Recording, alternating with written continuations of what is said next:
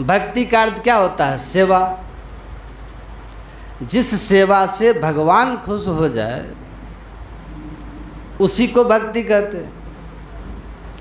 क्या चाहिए संत सदगुरु को बताइए तो? क्या दीजिएगा गुरु महाराज? क्या दे करके इनको आप खुश कीजिएगा? हमारे गुरु महाराज कभी कभी एक प्रसंग सुनाते थे। एक मुनि बालक जंगल में रहता था, दिन रात तपस्या में लीन रहता था। एक दिन एक राजा शिकार खेलने के लिए जंगल गया और उन्होंने उस मुनि बालक को ध्यान में बैठा हुआ देखा। उनके पास हाथ जोड़ करके राजा खड़ा हो गया। कुछ देर में मुनि बालक की आंखें खुली। राजा के मन में उनके प्रति बड़ा आकर्षण हुआ कि इतना तेजस्वी बालक इस घनघोर जंगल में, जहाँ किसी भी प्रकार की सुविधा नहीं, ध्यान मग्न बैठा हुआ है। ये बालक यदि मेरे साथ राजमहल में चले तो इनको मैं किसी भी चीज़ की कमी नहीं रहने दूँ। तो मुनि बालक से राजा ने कहा, बालक आप मेरे साथ मेरे राज्य में चलो, सारी सुविधाओं के बीच में मैं तुमको रखूँगा, बड़े आनंद के साथ वहाँ रहना, भगवान का भजन करना। तो मुनि बालक ने कहा, ठीक है, आपके साथ मैं आपके पास जा सकता हूँ, लेकिन मेरा कुछ शर्त है, उसे यदि आप मंजूर कर लें तो मैं अवश्य चलूँगा। राजा ने कहा, क्या शर्त है बताओ? मुनि बालक ने कहा, तुम मुझे नियम से खिलाते रहना, मुझे खिलाना और तुम कभी मत खाना। मुझे वस्त्र पहनाना, तू खुद वस्त्र नहीं पहन। मुझे सुलाना और तू कभी मत सोना। कहा, मुझे भव्य भवन में रखना और तू कभी उस भवन में मत रहना। ये शर्त को मंजूर करो तो मैं तुम्हारे साथ चल सकता हूँ। तो राजा ने कहा, ऐसा तो नहीं हो सकता। जैसा मैं खाऊंगा वैसा तुम्हें भी खिलाऊंगा, जैसा वस्त्र मैं पहनूंगा वैसा ही तुम्हें पहनाऊंगा, जिस भव्य भवन में मैं सोऊंगा उसमें ही तुमको भी सुलाऊंगा, और जिस तरह मेरे सोने पर पहरेदार मेरा पहरा करता उसी तरह से तुम्हारा भी करेगा। तो मुनि बालक ने कहा, फिर मैं आपके साथ नहीं जा सकता। कहा, मेरा राजा तो ऐसा है जो मुझे खिलाता है, स्वयं कुछ नहीं खाता। मेरा राजा ऐसा है कि मुझे वस्त्र पहनाता, स्वयं नहीं पहनता। मेरा राजा ऐसा है जो मुझे सुलाता है, स्वयं नहीं सोता है। ऐसे राजा को छोड़कर मैं तुम्हारे पास जाऊं? ऐसे राजा को ही परमात्मा कहते हैं, ईश्वर कहते हैं। अजब हैरान हूँ भगवन तुझे कैसे रिझाऊँ मैं, न कोई वस्तु है ऐसी जिसे सेवा में लाऊं मैं। करूं किस तौर आवाहन कि तू मौजूद हो हर जा, निरादर है बुलाने में अगर घंटी बजाऊं मैं। लगाना भोग का तुमको यह भी अपमान करना है, जो सब जग को खिलाते हैं उसे कैसे खिलाऊं मैं। न बाहें हैं न गर्दन है न सीना है न पैसानी, तू है निर्लेप नारायण कहाँ चंदन लगाऊं मैं। तू ही व्यापक है फूलों में, तू ही व्यापक है मंदिर में, भला भगवान को भगवान पर कैसे चढ़ाऊं मैं। बताइए, भगवान के पास में क्या कमी है जो आप उनको देकर प्रसन्न करेंगे। सारी दुनिया के लोग उन्हीं से ले करके मस्त हो रहे हैं, उनको आप क्या दे करके खुश कीजिएगा? क्या है आपके पास?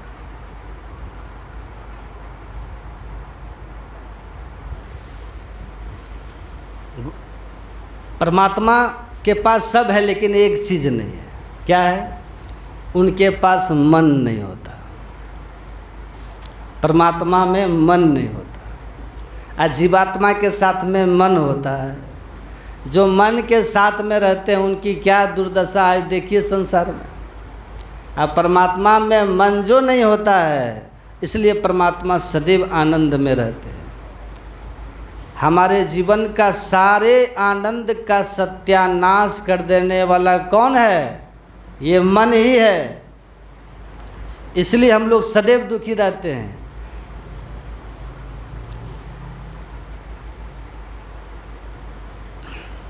परमात्मा में और संत में, इन दोनों में मन नहीं होता, मर गया होता है।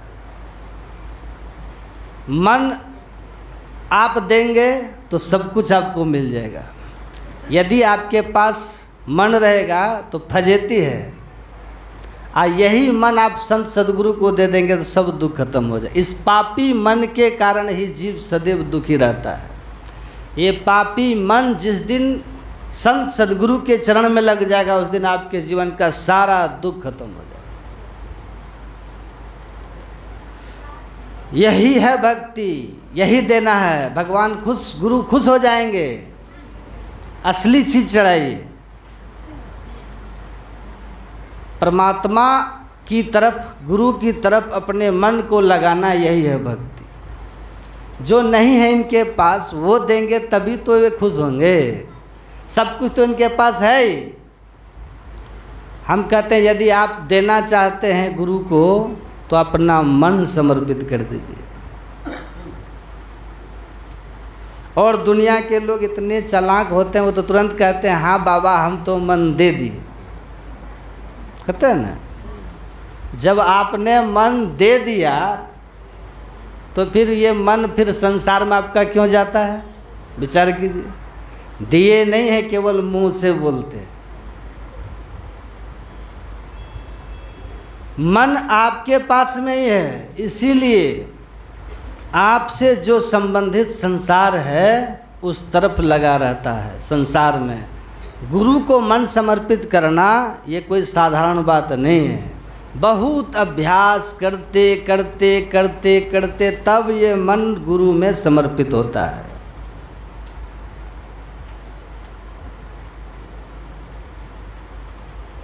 पहले तन समर्पित होता है, उसके बाद मन समर्पित होता है, उसके बाद बुद्धि समर्पित होती है, उसके बाद चित्त समर्पित होता है, उसके बाद अहंकार समर्पित होता है, और आखिर में जिसका ये जीव है वो समर्पित होता है।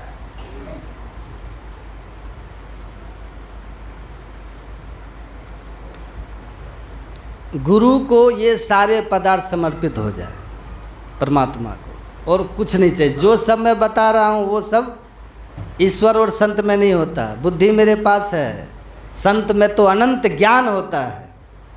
हमारे पास बुद्धि है, संत में अनंत ज्ञान। संत में चिंतन करने के लिए चित्त नहीं होता, वे खुद चिंतन के स्वरूप होते हैं। संत में अहंकार नहीं होता, संत में अहंकार की शून्यता होती है। संत में जीवत्व दशा नहीं होती है, जीवत्व दशा जीव में होती है। तो जो परमात्मा के पास नहीं है, संत के पास नहीं है, वो यदि देंगे तो खुशी होगी, और इस दान से संत को तो खुशी होगी ही, आपका भी जीवन सुखमय आनंदमय हो जाएगा। इन आफत को यदि अपने पास आप लोग रखेंगे तो आप कभी सुखी नहीं हो पाए। तन समर्पित करना है। तन समर्पित कैसे कीजिएगा? हमारे शरीर से जो कुछ भी कर्म हो वो संत ज्ञानानुकूल हो। वेद के अनुकूल हो, संत ज्ञान के अनुकूल हो, तब तन का समर्पण माना जाएगा।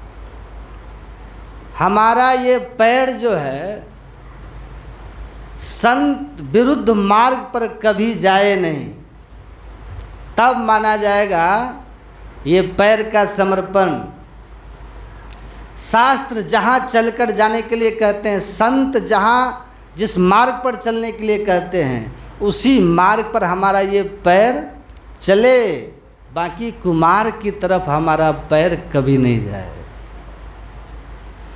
संत ने, धर्म ग्रंथों ने, वेदों ने जिस कर्म को करने के लिए कहा, ये करने योग्य कर्म है, और उसी कर्म को यदि आपका हाथ करे तब समझिए ये आपका हाथ समर्पित हो गया। जो मर्जी सो कर, ये समर्पण, ये कपट है संत सदगुरु के साथ।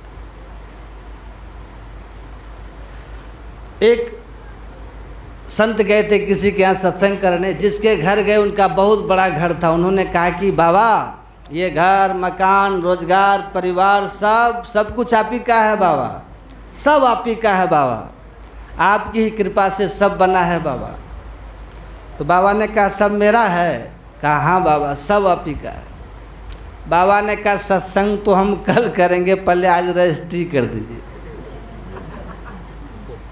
मेरा है तो पक्का हो जाएगा, रजिस्ट्री हो जाएगी। तो तब वो कहते हैं बाबा जी कह दिए सब कुछ आपका है तो आप रजिस्ट्री करवाएंगे? बाबा ने कहा रजिस्ट्री तो नहीं कराते, लेकिन मैं देख रहा था आपका केवल मुंह बोलता है कि दिल भी बोलता है। बहुत लोगों को मुंह से बोलने की बहुत आदत है। बाबा सब कुछ आप ही का है, सब कुछ आप ही का है, यदि कह दूँ रख लूँ तो तब पीछे भाग जाए। छत्रपति शिवाजी के विषय में सुने होंगे, उन्होंने गुरुदेव की झोली में ये लिख करके दे दिया कि समग्र राज्य के सहित शिवाजी का शरीर समर्पित है। और गुरु ने कहा अच्छा सब कुछ समर्पित कर दिया तो तू कहाँ रहेगा? कहा आपके साथ में। कहा मेरे साथ भीख मांगना पड़ेगा। कोई बात नहीं, भीख मांगेंगे। 1 साल तक समर्थ गुरु रामदास जी के साथ छत्रपति शिवाजी रहे, भीख मांग करके गुरु को खिलाते रहे और अपने ही राज्य में भीख मांगते रहे, जरा सी भी शर्म नहीं।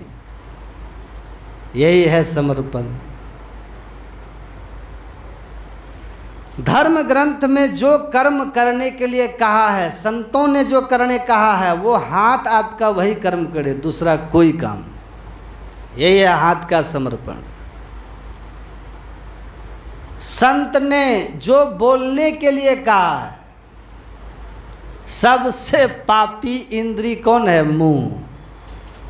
ये क्या बोल जाएगा, कब क्या बोल जाएगा, किस बोली से क्या पहाड़ टूट पड़ेगा पता ही नहीं रहता। वाणी का संयम सबसे बड़ा समर्पण है। संत जो बोलने के लिए कहते हैं, आपका मुंह वही बोले। संत विरुद्ध वचन इस मुंह से कभी नहीं निकले। मैं तो कहता हूँ एक एक चीज को समर्पित करके देखिए, यही है भक्ति। भक्ति को लोग समझ लिया है कि ये कोई हवा है, केला चढ़ा देंगे, इलायची दाना चढ़ा देंगे, स्नान कर लेंगे, मंदिर में आ जाएंगे, गुरु महाराज को छू लेंगे, आरती उतार कर लेंगे, बस हो गई भक्ति। ये सब भक्ति का प्रदर्शन है। भक्ति का अर्थ समझिए, भक्ति किसको कहते हैं? गुरु महाराज को फल नहीं मिलता है, गुरु महाराज को अक्षत खाने के लिए नहीं मिलता है, आपके देने पर वे खुश होंगे। क्या कमी है? सारी दुनिया के मालिक को आप, हम भिखारी, 1 दर्जन केला दे करके खुश करना चाहते हैं। सारी दुनिया के मालिक संत सदगुरु को हम खुद भिखारी 100 रुपये चढ़ा करके खुश करना चाहते हैं। सारी सृष्टि के मालिक संत सदगुरु को हम भिखारी 250 ग्राम बतासा चढ़ा करके खुश करना चाहते हैं। जिससे ये खुश होते वो काम तो हम लोग करते नहीं, और जिस चीज़ की कोई आवश्यकता नहीं इनको, बस उसी को भक्ति समझ रखे। एक जगह एक सत्संगी ने कहा कि बाबा मैं संकल्प लेता हूँ इस मुंह से कभी झूठ नहीं बोलूँगा। यही है भक्ति, भक्ति करके जा रहा हूँ। संत ने जो पदार्थ खाने के लिए नहीं कहा है, जो पदार्थ भक्षण करने के लिए नहीं कहा है, धर्मशास्त्र ने संत ने जो मुंह में लेने के लिए नहीं कहा है, संत ने जो वचन बोलने के लिए जिस तरह का वचन बोलने के लिए नहीं कहा है उस तरह का वचन नहीं बोलेंगे, उस तरह के पेय पदार्थ को नहीं पिएंगे, उस तरह के भक्ष्य को नहीं भक्षण करेंगे। यही है भक्ति। अनुद्वेकरम वाक्यम सत्यम प्रियहितम चयत।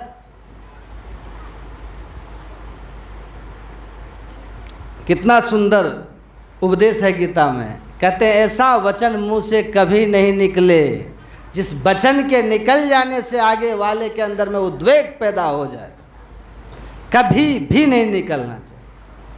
अनुद्वेकरम वाक्यम।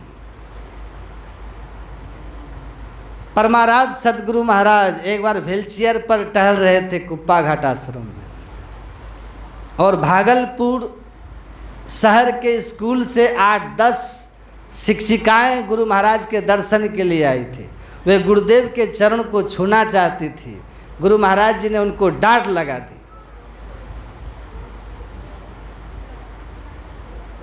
जैसे तैसे हाथ होते हैं, सबके हाथ उतने पवित्र नहीं होते। संत का तो एक एक अंग महापवित्र होते हैं। डांट लगा दी कि बिना हाथ धोए जैसे तैसे हाथ से। उन माताओं को जरा सा भी कष्ट नहीं हुआ कि गुरुदेव मेरे ऊपर बिगड़ गए। संत का दर्शन हो गया, संत के मुंह से जो निकला निकला, इससे तो कल्याण ही होता है। वो चली गई। लेकिन दूसरे दिन गुरु महाराज जी जब सुबह का सत्संग करके अपने निवास में आए, पूज्य सेवकों से कहते हैं गुरु महाराज जी कि गैरेज से गाड़ी निकालो। हुजूर कहाँ जाएंगे? कल निकालो पहले फिर बताऊंगा कहाँ जाएंगे। गाड़ी को निकलवा दी। कहा आसन बिछाओ गाड़ी में। आसन बिछवाए। कहा हमारा व्हीलचेयर अपने से चल नहीं पाते थे, व्हीलचेयर के सहारे चलते थे। कहा मेरा व्हीलचेयर गाड़ी पर लाद दो। लाद दिए गए। कहा कल जो कुछ माइयाँ आई थी मुझसे मिलने के लिए, मैंने उनको डांट दिखा दी। उनके मन में दुख हुआ होगा, मैं उनसे क्षमा मांगने के लिए जाऊंगा। एक संत देखिए, उनके मुंह से जो वचन निकले हैं उनके ऊपर उनको कितना पश्चाताप हो रहा है कि उस माई को कष्ट हुआ हो। और पूज्य सेवकों को साथ में लेकर गुरु महाराज जी गाड़ी पर बैठे, और जिस स्कूल से वो माता जी लोग आई थी उस स्कूल में गाड़ी को घुसाते हैं। माइयाँ देखती तो गुरु महाराज की गाड़ी आई है। माई लोग के अंदर तो खुशी का ठिकाना नहीं रहा। भागी भागी सब माइयाँ गुरुदेव के चरण के पास आती है। गुरुदेव दोनों हाथ जोड़कर माइयों से कहते हैं कि माता कल आप लोग आए और मैंने आपको डांट दिखा दी, मेरे से बड़ा भारी अपराध हुआ। मुझे साधु होकर के इतना कड़वा वचन नहीं बोलना चाहिए। मैं आपसे क्षमा मांगने आया। सारी माइयाँ चरणों में लिपट गई। गुरुदेव आपके मुंह से जो वचन निकलते हैं वो अमृत तुल्य होते हैं, हम लोग को जरा से भी कष्ट नहीं हुआ। गुरु महाराज स्कूल जा करके उन माइयों से क्षमा मांग करके अब फिर अपने निवास में वापस आए। समाज को किस किस तरह से हमारे गुरुदेव ने ज्ञान दिया कि कैसा कैसा वचन मुँह से निकल नहीं जाए। अनुद्वेकरम वाक्यम, ये कौन सा उपदेश है? ये भक्ति का उपदेश है।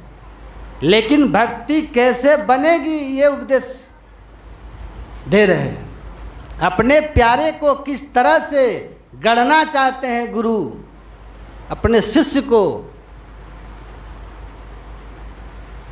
वाणी का तप आपको करना पड़ेगा। तब आपके मुंह से जो हे कृष्ण शब्द निकलेगा, हे राम शब्द निकलेगा, उस शब्द की असर वहाँ तक पहुँचेगी। अब वाणी का तप खत्म हो जाएगा तो सारे जीवन गुरु गुरु रटते रहिएगा, लेकिन उस रटन की कोई सुनवाई नहीं होगी। अनुद्वेकरम वाक्यम, ऐसा वचन मुंह से कभी नहीं निकलना चाहिए कि सामने वाले के अंदर में उद्वेग पैदा हो जाए। दूसरे नंबर में भगवान ने कहा सत्यम, उद्वेगकारी वचन तो नहीं हो, लेकिन गुरु महाराज जी कहते हैं असत्य वचन हो वो भी नहीं बोलना चाहिए। सत्यम, इस मुंह से कभी झूठा वचन नहीं निकलना चाहिए। सत्य सुहाता वचन कहिए। असत्य वचन ही बोलिए, या बोली में इतना कड़वाहट हो कि तिल मिला जाए सामने वाला आदमी, वो भी नहीं। अखंडानंद सरस्वती जब वो प्रवचन करते थे तो हंसते रहते थे।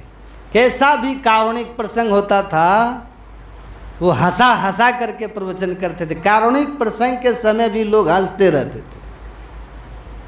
और डोंगरे बाबा जब प्रवचन करते थे तो हंसने वाला प्रसंग भी लगता था कि ये रो रहे हैं। इतनी करुणा में डूब करके डोंगरे बाबा प्रवचन करते थे। अखंडानंद जी महाराज के पास में एक सन्यासी आए, कम उम्र के थे। अखंडानंद जी महाराज ने अपने मंच पर उनको भी थोड़ी देर बोलने के लिए समय दिए। वो तो थोड़े ही देर में न जाने क्या क्या बोल गए, गाली गलौज तक कर दिए लोगों को। लोग तिलमिला गए। बाद में अखंडानंद जी महाराज का प्रवचन हुआ, तब सारे लोग खुश हुए।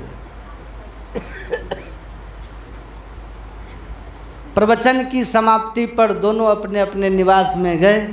दूसरे दिन जब मंच की तरफ आने लगे तो अखंडानंद जी महाराज ने उस सन्यासी से कहा, महाराज आपका प्रवचन तो बड़ा सुंदर होता है, बहुत सुंदर आप बोलते हो महाराज, लेकिन जब आप प्रवचन देने के लिए अपने महल से निकलें तो एक आध चम्मच शहद जीभ पर टपका लिया करें।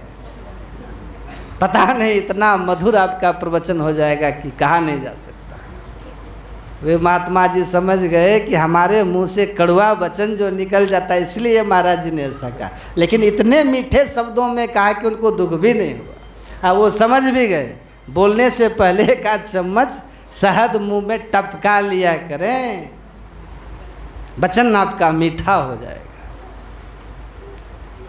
बातों हाथी पाइए, बातों हाथी पाँव। बात से ही हाथी इनाम में मिल जाता है, अब बात से ही आदमी को हाथी के पैरों तले कुचलवा दिया जाता है। जो आवे सोई कहे, बोले नहीं विचार, हते पराई आत्मा जीव ले तलवार। गुरु महाराज कहते थे, एक राजा ने स्वप्न देखा कि स्वप्न में हमारे सारे दांत जड़ गए। उन्होंने मंत्री से कहा, ज्योतिषी को बुलवाओ, इस स्वप्न का क्या फल होगा। एक बहुत बड़े ज्योतिषी आए, उनसे पूछा गया कि महाराज रात में मैंने स्वप्न देखा कि हमारे मुंह के सारे दांत झड़ गए, इसका क्या परिणाम होगा। उस ज्योतिषी ने कहा, इसका तो बड़ा भयंकर परिणाम होगा। क्या? आपके रहते ही आपके वंश का सत्यानाश हो जाएगा। हे भगवान, इतना कठोर ये वचन बोला। राजा ने कहा, इसको बोलने नहीं आता है। मंत्री से कहा, इसको फांसी पर चढ़ा दो, फांसी खींच लो इसको। दूसरे ज्योतिषी को बुलाओ। दूसरे ज्योतिषी को बुलाया। उनसे कहा गया कि रात में मैंने स्वप्न देखा कि मुंह के सारे दांत मेरे झड़ गए। इसका क्या परिणाम होगा। अब वो ज्योतिषी सुन रखा था कि उस ज्योतिषी को फांसी मिल गया है, अब मेरा क्या होगा, इसका क्या परिणाम होगा। वो ज्योतिषी बड़े वाक्पटु थे, उन्होंने कहा कि महाराज इसका तो परिणाम बहुत सुंदर, क्या होगा, आपके वंश में आपसे अधिक आयु किसी की नहीं होगी। बात एक ही है, बोलने का ढंग अलग अलग है। आपके वंश में आपसे अधिक किसी की आयु नहीं, आज सबसे अधिक आयु होगी तो सबका सत्यानाश तो पहले हो ही जाएगा। लेकिन उन्होंने कठोर शब्द में कहा और इन्होंने मीठे शब्द में कहा, इनको बहुत इनाम दे करके भेजा गया। यही है, सत्य वचन तो हो लेकिन उसको प्रिय बना करके बोला जाए, सत्यम प्रिय।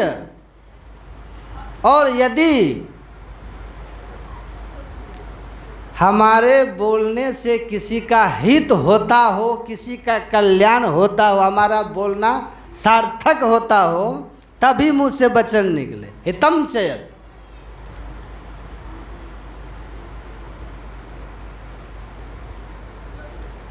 नहीं तो मौन रहना चाहिए।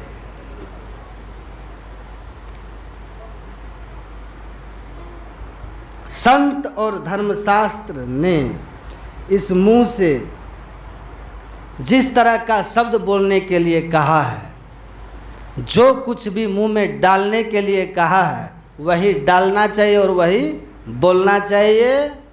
मैं तो कहता हूँ यही है भक्ति। आप लोग करके देखिए, बड़ा कठिन काम है। एक दर्जन केला चढ़ा देना, इसमें क्या परिश्रम है। लेकिन संत की संतान हम हैं और इस मुंह से यदि कोई पाप नहीं करते हैं, यही सबसे बड़ी भक्ति है। भक्ति किसको कहते हैं वो मैं बता रहा हूँ। आंख बंद करके ध्यान करने के लिए बैठ गए, ये तो एक भक्ति का प्रदर्शन है। कुछ दिखता है, आंख बंद करने पर भी सब कुछ थोड़े दिखता है। बहुत लोग तो ऐसे ही बैठे रहते हैं। हाँ, कोई ऐसे बिरले होते हैं जिनको कुछ दिखता भी है। कुछ उसी को दिखता होगा जो सब मैं बोल रहा हूँ, उन सब बातों पर जो ध्यान रखता होगा।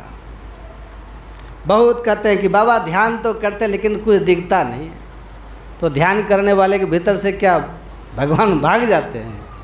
दिखता नहीं है, भगवान दिखते नहीं है, भगवान दिखते नहीं है। कहाँ भगवान नहीं है? सब जगह भगवान है, आपके अंदर में भी भगवान है, दिखते क्यों नहीं है?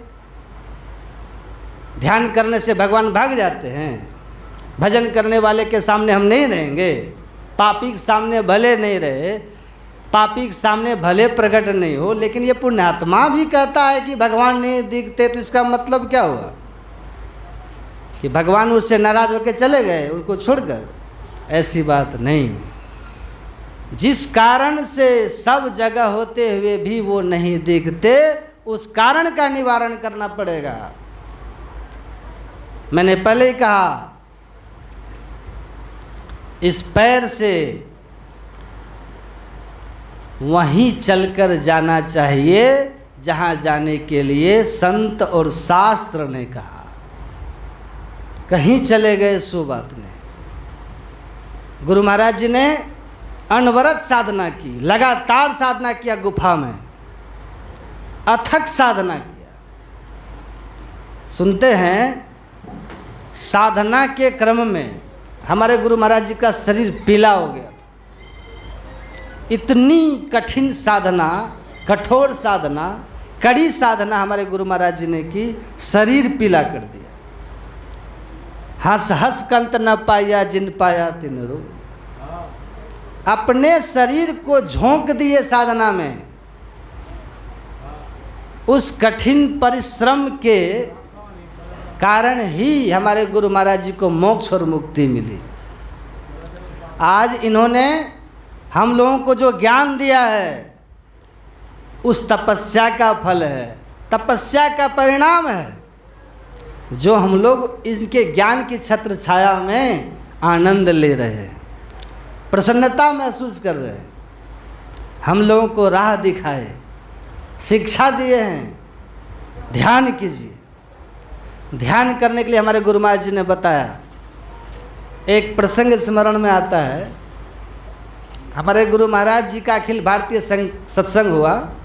उस सत्संग में भिक्षु जगदीश काश्यप को बुलाया गया था। उनको एक स्थान दिया गया था रहने का, और उस समय अखिल भारतीय सत्संग में 3 बजे भोर में घंटी लगती थी।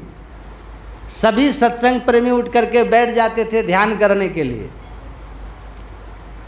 उस दिन भी जब ब्रह्म मुहूर्त में घंटी बजी तो जोर से घंटी बजी, भिक्षु जगदीश काश्यप की नींद टूट गई, और जितने सत्संग प्रेमी थे सब उठ करके कुल्ला उल्ला कर करके पैर हाथ धो के ध्यान में बैठ गए। भिक्षु जगदीश काश्यप के मन में होता है कि अभी तो अर्धरात्रि है, इस समय घंटी बजी, और महर्षि जी कौन सी पूजा कर रहे हैं जो घंटी बजा दिए इस समय। देखते हैं अर्धरात्रि है, 3 बजा है। इनके मन में होता है देखें तो कौन सी पूजा महर्षि जी करवाते हैं, करते हैं। अपने शयन कक्ष से निकले, पंडाल की ओर पधारे। जब तक मंच पर जाते हैं तब तक में जितने सत्संग प्रेमी थे कपड़े से शरीर को ढक करके ध्यान में बैठ चुके थे। दूर तक नज़र फैला करके देखे, भिक्षु जगदीश काश्यप ने देखा सबके सब ध्यान में बैठे हुए हैं। बड़े ही प्रेरणा मिली उनको, आश्चर्य लगा उनको कि अरे, मैं जब भगवान बुद्ध के विषय में लिख रहा था, उनकी किताबों की रचना कर रहा था, उस क्रम में मुझे पढ़ने को मिला था कि भगवान बुद्ध रात्रि में जग करके ध्यान करते थे। जैसी भगवान बुद्ध की, ये तो उन्हीं की साधना पद्धति लगती है। महर्षि जी के जितने अनुयायी सब ध्यान कर रहे हैं। फिर भिक्षु जगदीश काश्यप के मन में होता है इस समय महर्षि जी क्या करें, थोड़ा देखें। वो धीरे कदम गुरु महाराज की कुटिया की तरफ बढ़े। जैसे कुटिया की तरफ गए तो कुटिया में दरवाज़ा लगा हुआ नहीं था। वो झांक करके देखते हैं कि महर्षि जी क्या कर रहे हैं। तो देखते हैं कि गुरु महाराज मसहरी लगा करके सिद्धासन में ध्यान मुद्रा में बैठे हुए हैं।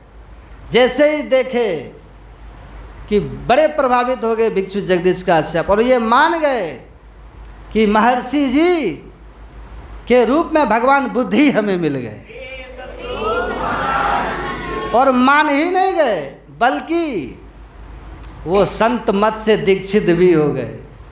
इतने बड़े बौद्ध जगत के प्रख्यात विद्वान गुरु महाराज की साधना पद्धति से प्रभावित होकर के वो संत मत में आ गए।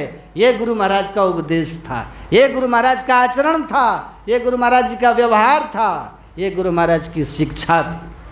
वो बतला रहे थे कि मैं ध्यान करता भी हूँ और हमारे जितने अनुयायी हैं वो भी ध्यान करते हैं, करवाता भी हूँ। तो गुरु महाराज ने मूल रूप से ध्यान के लिए हम लोगों को प्रेरणा दिया, प्रचार किया। इस संसार में सब कुछ आपको मिल जाएगा, यदि ध्यान नहीं कीजिएगा तो जितना मिला हुआ है ना सब बेकार हो जाएगा। इसलिए हमारे गुरु महाराज ध्यान पर विशेष जोर देते थे। ध्यान की बहुत आवश्यकता है। हमारे गुरु महाराज कितने महान थे। एक छोटा सा प्रसंग है भागलपुर का, वो भी आपके सामने रखना चाहता हूँ। भागलपुर में यूनिवर्सिटी है, जिस यूनिवर्सिटी में हमारे राष्ट्र कवि दिनकर बाबू वाइस चांसलर थे। वो गुरु महाराज के यश और कीर्ति को सुन रखे थे। लेकिन मुलाकात नहीं हो पाई थी, भेंट नहीं कर पाए थे, संजोग नहीं हुआ था, गुरु महाराज से मिल नहीं पा रहे थे। उसी कॉलेज में एक प्रोफेसर साहब शिवचंद्र बाबू मुंगेर के थे, वो उसमें पढ़ाया करते थे, वो सत्संगी थे। गुरु महाराज का दर्शन उन्हें करना था। शिवचंद्र बाबू जब पॉकेट में हाथ देते हैं तो उतना पैसा नहीं था जो कुप्पा घाट से फिर मुंगेर चले जाएं। वो मन की बात मन में लिए रहे और गए ऋषि साहब के पास मिलने के लिए। तो जैसे उनके करीब गए, दिनकर बाबू ने अपने मन की बात प्रोफेसर साहब से रख दिए, कह दिए।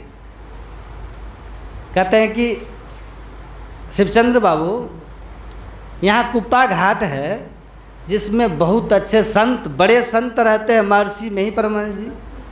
मेरे मन में बार बार होता है उनका दर्शन करूं, लेकिन संजोग नहीं बैठता है, कभी गया नहीं हूँ, जा नहीं पाता हूँ, बार बार मन में होता है कि जाऊँगा जाऊँगा। शिवचंद्र बाबू ने कहा, सर मेरी भी तो इच्छा थी दर्शन करने की, लेकिन मेरे पास पैसा उतना भी नहीं है जो मैं वहाँ जाऊँ फिर चलाऊँ।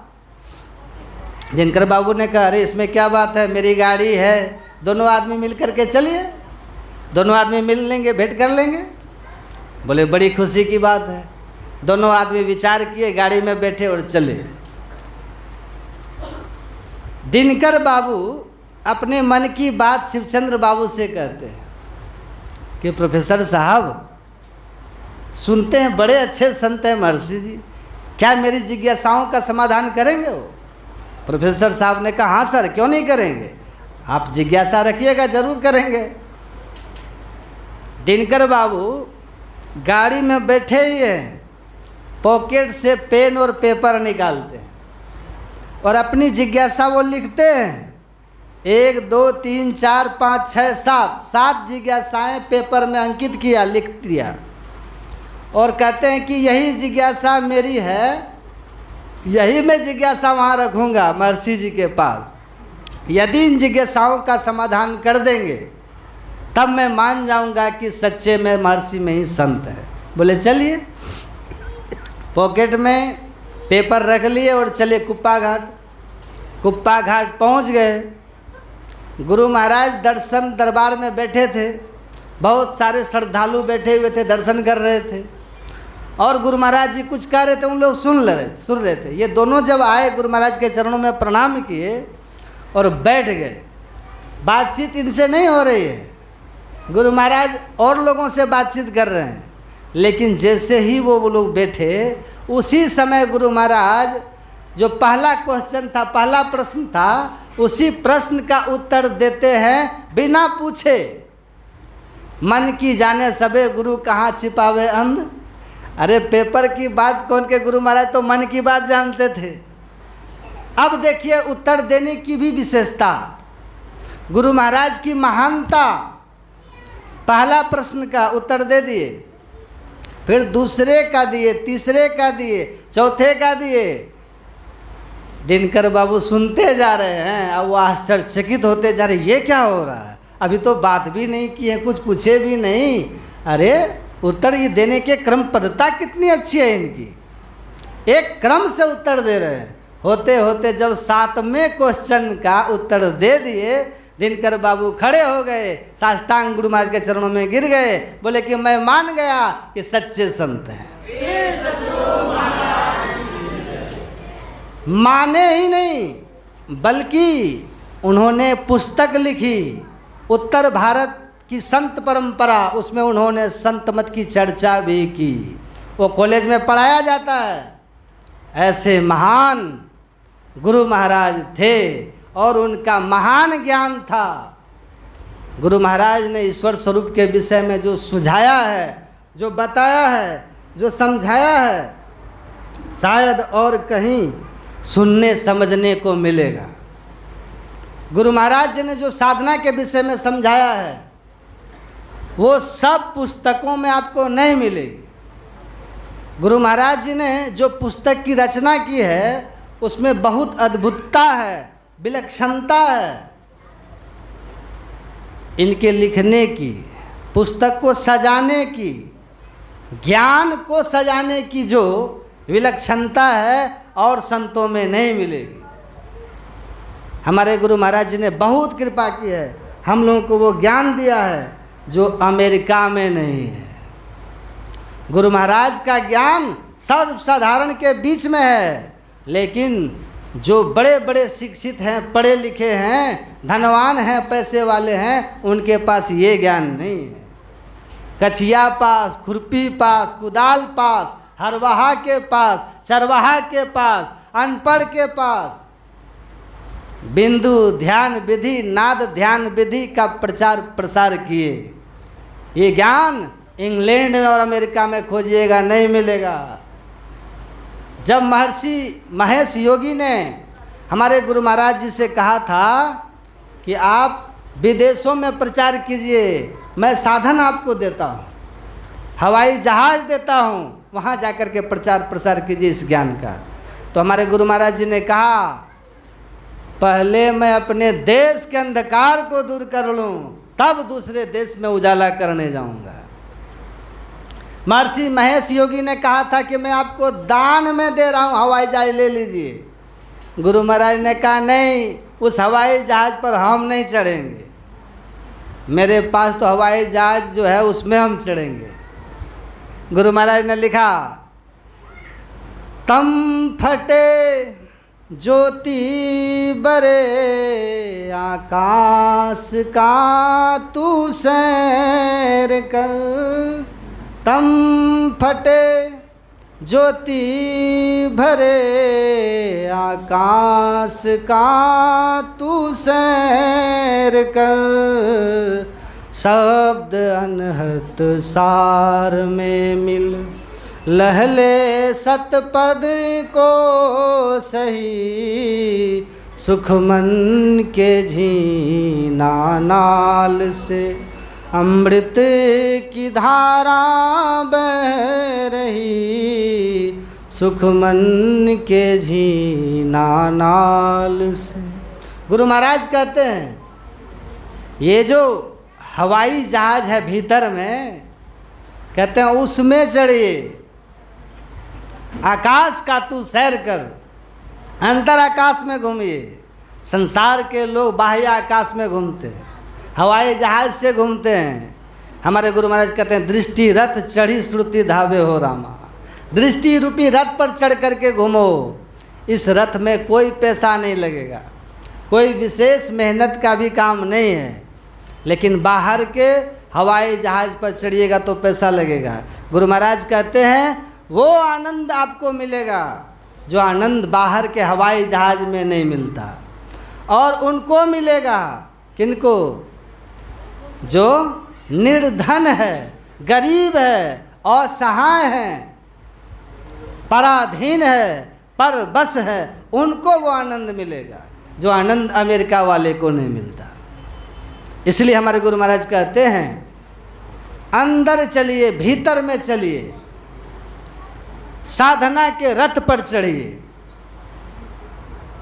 दुख दर्द भव के सब मिटे, सतगुरु चरण नित से ये दुख दर्द भव के सब मिटे, सद्गुरु चरण नित से ये गुरु भक्ति बिन कछु ना बने, में ही सकल संतन कही, सुख मन के झीना नाल से अमृत की धारा बही रही, सुख मन के झीना नाल से।